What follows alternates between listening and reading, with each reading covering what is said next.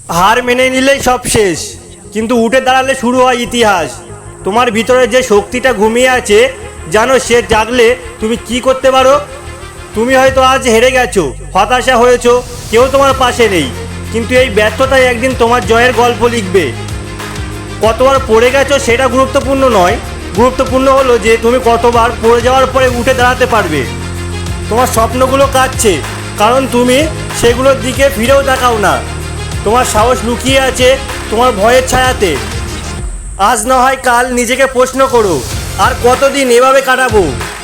যদি কেউ না থাকে তোমার পাশে, তবুও থামবে না, কারণ একদিন যারা তোমাকে নিয়ে উপহাস করেছিল তাদের মুখ বন্ধ করবে তোমার সাফল্য। মনে রেখো, এই দুনিয়াতে সবচেয়ে শক্তিশালী মানুষ সে নয় যে কখনো হারেনি, শক্তিশালী মানুষ সে যে হাজারবার পড়ে যাওয়ার পরেও শেষবার জিতেছে। আজ হাল ছেড়ো না, কারণ কাল হয়তো তোমার গল্পটা শুরু হবে। আর ভিডিওটি যদি ভালো লাগে তাহলে লাইক সাবস্ক্রাইব করতে ভুলবে না, আর শেয়ার করবে বন্ধুদের কাছে।